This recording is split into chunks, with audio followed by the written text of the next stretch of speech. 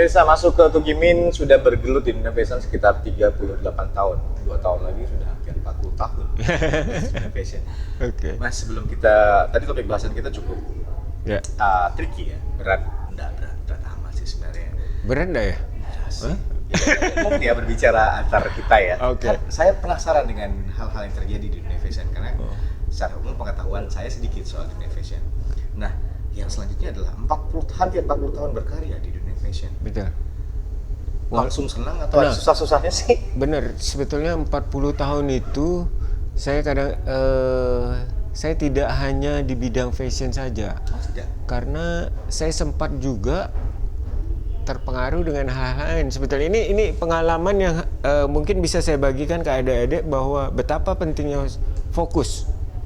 Ya, fokus pada satu bidang. Saya sempat tergoda punya IO, punya WO. Iya. Saya buat pameran. Iya. Iya kan? Iya. Ya, Gali pasti tahu Pernah kan? ikut beberapa kali eventnya masuk kok. Iya, betul. Itu kalau menurut saya setelah saya evaluasi ternyata itu agak mengganggu tuh. Jadi kalau adik-adik sekarang Event-event yang dibuat Masuka bukannya masih berhubungan tetap juga dengan fashion? betul, kita suka terpengaruh oleh itu. Ini kan turunan gitu kan, masih deket gitu kan. Padahal untuk mengurusi sebuah usaha fashion itu udah harus banyak yang dipikirin. Fashion, katakan baju ya. Kalau baju itu kan prosesnya aja mungkin ada 6 kali ya, nyari model, nyari desain ya, cari bahan, terus motong, buat pola dulu ya, buat pola, terus motong, baru jahit. Itu 5 proses yang harusnya kita dalamin bener gitu loh. Itu di sisi proses, belum bisnisnya gitu loh. Nah, itu kesalahan saya yang mau saya bagikan ke adik-adik sekarang kalau mau terjun di dunia fashion, fokus. Karena ngurusin produksi fashion itu perlu konsentrasi yang luar biasa. Oke, fokus ya. Fokus. Saya jadi ingat. Jangan kayak saya artinya ya. Saya jadi ingat saya lupa kutipan ini dari siapa yang mengatakan bahwa saya memilih untuk menjadi ahli di satu bidang daripada hanya sekedar bisa di banyak bidang. Betul, itu ternyata omongan yang pas. Kuncinya adalah fokus. Fokus. Memilih Satu satu bidang, bidang ya, di di karena kita dalamnya. tidak punya banyak waktu. Betul. Waktu terus berjalan, umur terus bertambah. Betul. Jangan sampai akhirnya kita tidak mencapai apapun di Iya. usia tertentu. Iya. Oke, Mas Uga, menarik. Tadi Mas Uga bilang bahwa ini adalah salah satu pesan untuk adik-adik teman-teman yang akan masuk ke dunia fashion. Caranya untuk masuk ke dunia fashion itu gimana? Nah, Mulainya itu harus dari mana? Apakah harus dari pendidikan formal dulu, seperti masuk ke ada sekolahnya, iya. Atau apakah otodidak bisa hanya berdasarkan kesukaan dan hobi saja ini bisa menjadi profesi? Bisa tuh. Dia bisa dari beberapa sisi menurut saya. Misalnya kalau yang udah memang passionnya di situ, ya biasanya ditambah semangat. Ya. Jadi sebetulnya modal apapun sini ya, semangat dulu tuh. Bahwa kemudian ditunjang oleh sekolah, oleh pendidikan formal atau kursus-kursus itu sebetulnya hanya tambahan menurut saya. Toh sekarang juga kita bisa belajar lewat YouTube. Nah, sekarang juga bisa masuk dunia fashion melalui lomba-lomba yang dibikin oleh majalah-majalah atau di media sosial itu kan banyak tuh sekarang ya lomba fashion ini. Nah, itu juga bisa jadi pintu masuk untuk menjadi seorang desainer. Nah, satu hal juga yang penting untuk menjadi seorang desainer, setelah saya kaji sekian lamanya saya berproses, bahwa akhirnya mindset kreatif itu harus luar biasa. Mindset kreatif. Oh ya, pola pikir yang kreatif ya. Jadi tidak berhenti dan tidak puas pada satu hasil karya. Gitu, dia harus mengalir terus dan berkolaborasi dengan seni lain, itu sangat penting juga. Oke. Ya. So, sejauh ini Mas Uga mendidik regenerasi, menciptakan regenerasi atau buka kelas atau gimana? Ya, kalau kepengennya saya buka kelas. Jadi ada cerita unik nih. Sebetulnya saya udah punya lembaga pendidikan yang punya surat gitu ya. Udah 3 kali diperpanjang tapi saya belum buka. Loh, Saya akhirnya kok lebih suka saya ngajar tanpa harus formal. Jadi banyak sekali, alhamdulillah di sini nih anak-anak yang belajar, bahkan di sini dibilang universitas gitu lah. Ada beberapa desainer yang udah manggung sekarang tuh, ya paling tidak ada sentuhan dari Rumah Jepin. Banyak tuh yang lebih jiwa-jiwa bebasnya lebih.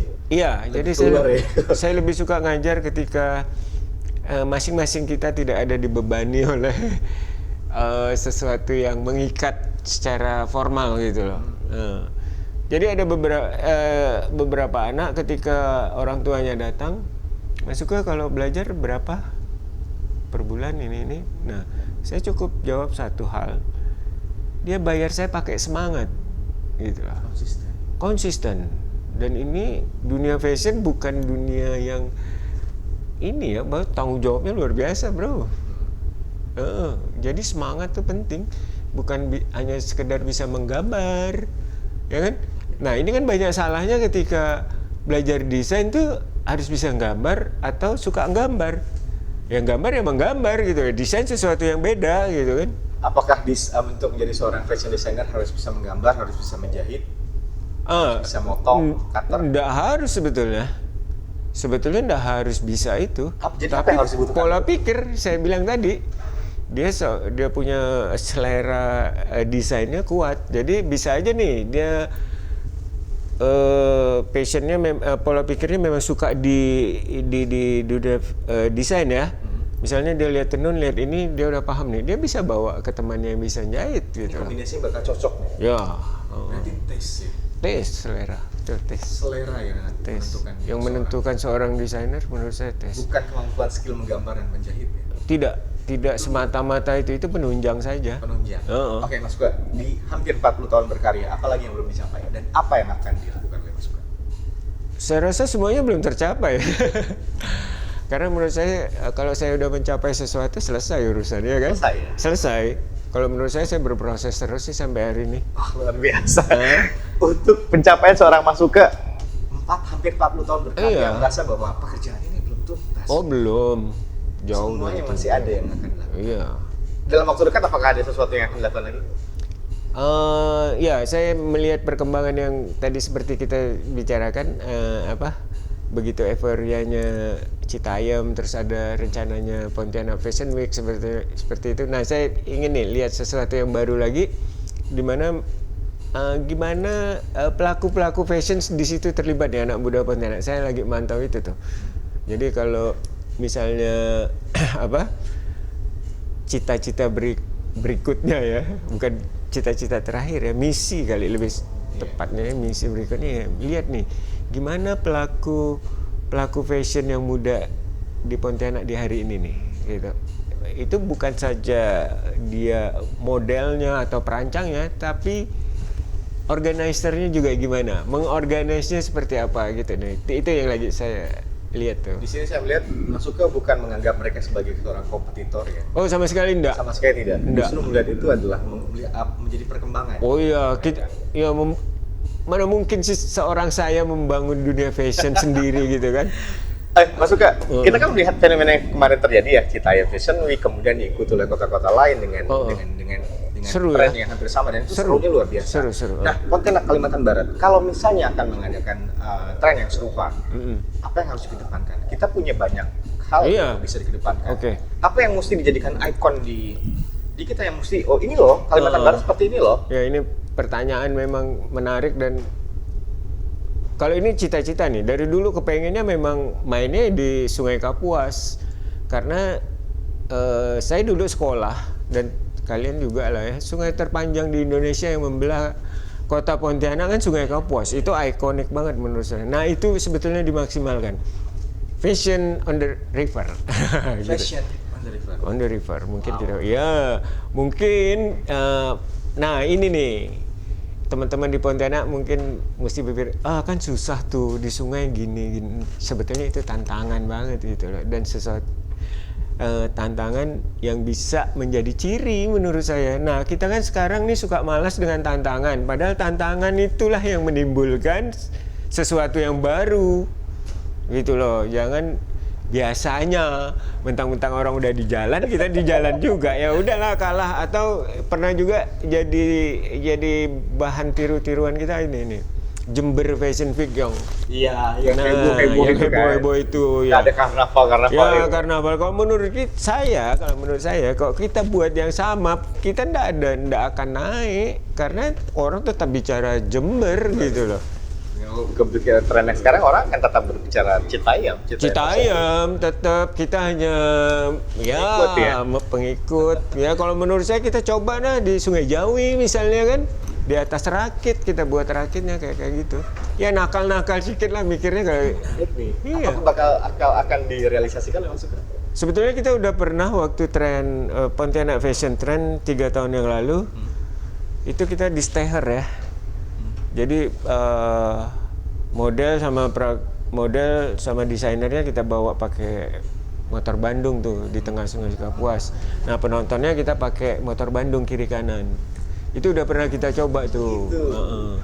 Wow. Nanti nextnya udah pernah mencoba, berarti udah tahu kendalanya seperti apa dan apa yang mesti diselesaikan di next event. Dan banyak pihak yang akan bekerja sama tuh. Itu kerennya di situ tuh. Pasti kita bekerja sama dengan keamanan air kayak gitu kan udah kita perhitungkan gitu. Terima kasih Mas Suka. Sedap itu. Ada beberapa hal lagi yang akan kita bahas tapi nanti setelah yang berikut ini ya. Oke. Pemirsa, demikian tadi.